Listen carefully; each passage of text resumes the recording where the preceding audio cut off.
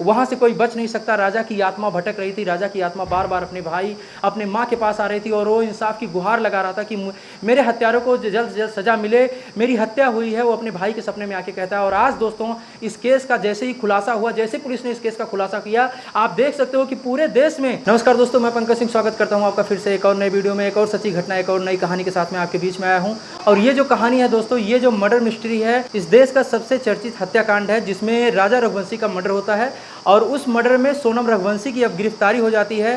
15-16 दिन बीत जाते हैं। इस मामले को मेघालय पुलिस जांच करती है, एमपी की पुलिस भी जांच करती है और इसमें यूपी के पुलिस का भी सपोर्ट लिया जाता है। और फाइनली कल रात में करीब 2 बजे के आसपास में सोनम रघुवंशी को गाजीपुर से एक चाय के ढाबे से गिरफ्तार कर लिया जाता है। जब वो अपने भाई को कॉल करके बताती हैं कि मैं यहाँ पे एक ढाबे पे बैठी हुई हूँ, तो उनका भाई पूछने की कोशिश करता है कि तुम वहाँ कैसे पहुँची। फिलहाल इस वक्त की सबसे बड़ी खबर यह है जो मैं आपको बताने जा रहा हूँ। कई दिनों से, 15-16 दिनों से लोगों की नज़र इस हत्याकांड पर बनी हुई थी।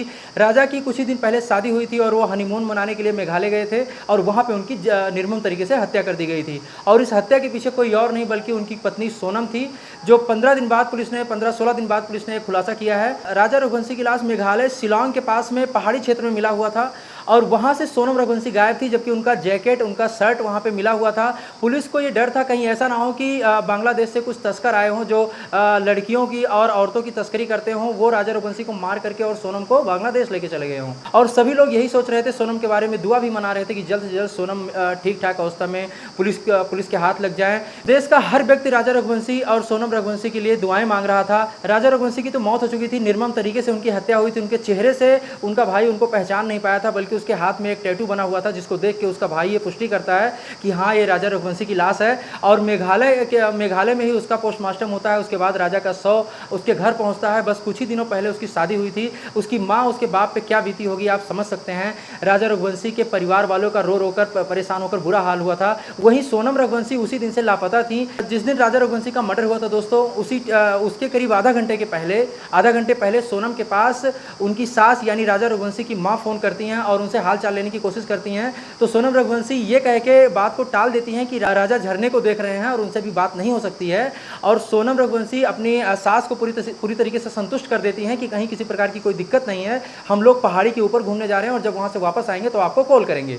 लेकिन ये सारा प्लान पहले से ही सेट था। सोनम रघुवंशी का जो आशिक था, जिसका नाम राज कुशवाहा है, सोनम रघुवंशी का पहले से अफेयर चल रहा था और ये सारी जो है एक प्लानिंग के तहत शादी हुई थी। एक प्लानिंग के तहत इस हत्या को अंजाम दिया गया है। सोनम रघुवंशी और उनका जो आशिक है, जो उनका बॉयफ्रेंड है राज कुशवाहा, ये दोनों लोग मिल करके साथ में प्लानिंग करते हैं। और उसके बाद में उसी प्लान के तहत 3 शूटर बाकायदा यहाँ से जाते हैं, जिसमें से एक का नाम बिक्की ठाकुर होता है और एक जो सबसे बड़ा मास्टरमाइंड होता है उसका नाम होता है राज कुशवाहा, और जो तीसरा व्यक्ति होता है आनंद, जिसकी सागर से गिरफ्तारी होती है। ये तीनों लोग जो है इस हत्याकांड में शामिल थे।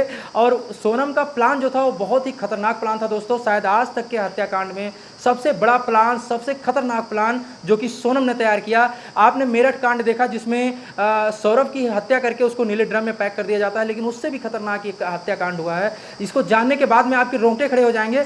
सोनम ने किस तरीके से प्लान किया, किस तरीके से राजा को कन्विंस किया कि उसको मेघालय ही जाना है, उसको शिलांग घूमना है। वो माँ कामाख्या देवी के दर्शन करना चाहती थी, लेकिन क्यों करना चाहती थी, उसके मन में क्या प्लान था, ये सारा प्लान पहले से ही सेट हुआ। और जो इसके आशिक थे, इनसे सोनम की बाकायदा बात हुई, उसके बाद में सारा प्लान सेट हुआ। और ये लोग क्या पहले से वहाँ पहुँचे हुए थे या फिर जिस फ्लाइट से सोनम और राजा गए थे उसी फ्लाइट से ये लोग भी वहाँ पहुँचे? क्योंकि वहाँ पे पुलिस को जो एक गाइड मिलता है वो ये बताता है कि राजा रघुवंशी के साथ में लास्ट टाइम 3 लोग देखे गए थे जो उसके साथ में हिंदी में बात करते हुए जा रहे थे। वो तीनों लोग यही थे, जो राज कुशवाहा होता है, जो बिक्की ठाकुर होते हैं और जो आनंद होता है। ये तीनों हत्यारे राजा का पीछा कर रहे थे। और सोनम बाकायदा व्हाट्सएप से उसको लोकेशन भेज रही थी, उसको मैसेज भेज रही थी, एक लोकेशन, एक जानकारी दे रही थी कि किस तरीके से उसको इस हत्या को अंजाम देना है।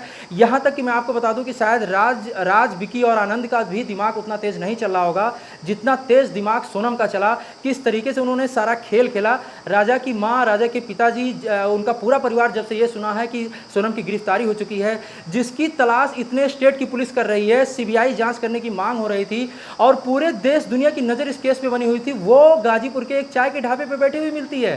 काले टी शर्ट में आप देख सकते हो, मैं स्क्रीन पे जो फोटो लगाया हूँ इसको आप देख सकते हो, ये वही सोनम डायन इसको कह सकते हो। डायन कहना बिल्कुल सही होगा कि जिसने जो अपने पति को खा गई, जिसकी नई नवेली शादी होती है। राजा कोई छोटे मोटे परिवार से नहीं था, उसके पास धन दौलत की किसी चीज़ की कमी नहीं थी। वो एक ट्रांसपोर्ट कारोबारी से आता, एक ट्रांसपोर्ट कारोबार की फैमिली से आता था, उसके पास में आलीशान बंगले, गाड़ी सब कुछ थे।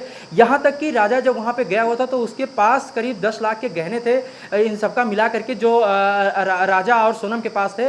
और सोनम बाकायदा ये प्लान करती है, क्योंकि इस प्लान में काफ़ी ज़्यादा पैसे खर्च होते हैं। इस प्लान में जो है बाई फ्लाइट या बाई कार से जो इसके हत्यारे होते हैं, राजा के हत्यारे, और जो सोनम के आशिक होते हैं और उसके जो दोस्त होते हैं, ये लोग जो वहाँ पहुँचते हैं मेघालय, उसके बाद शिलांग जाते हैं, इन सब के ऊपर जो पैसा खर्च हुआ, तो सोनम ने दिमाग लगाया होगा कि इस सारे पैसे को राजा की हत्या करके, उसके जेवर को निकाल करके, उसके पैसे को निकाल करके, हम लोग अपनी जो रिकवरी है, जो हमारा नुकसान हुआ है इस सारे मर्डर मिस्ट्री में, इन सारे काले कारनामे को करने में, इस हत्याकांड को करने में, वो हम राजा के गहने से, राजा के पैसे से पूरा करेंगे। ये जो लड़की है जिन्होंने इतना बड़ा हत्याकांड को अंजाम दिया है, वो इसने उस परिवार का ही नाम खराब नहीं किया जिसमें इसका जन्म हुआ, इसने तो भारत देश का भी नाम खराब कर दिया कि जिस देश में ऐसी संस्कारी औरतें होती हैं जो अपने पति को खाना दिए बिना खुद खाना भी नहीं खाती हैं, उसी देश की एक लड़की इस तरीके से इस इतने बड़े हत्याकांड को अंजाम देती है, जो अपने पति की निर्मम हत्या अपने सामने कराती है। उसके 3 जो सबसे मेन उसका जो आशिक था, राज कुशवाहा जो उसका मेन आशिक था, जो उसका बॉयफ्रेंड था, जिसके साथ उसका बहुत दिनों से अफेयर चल रहा था, और वो सोनम के पिता के कंपनी में काम करता था। इस सारे हत्याकांड के पीछे सोनम के पिता और उसके पूरे परिवार का भी हाथ है, क्योंकि लोगों को पता था कि सोनम कैसी है, वो कितनी बिगड़ी हुई है।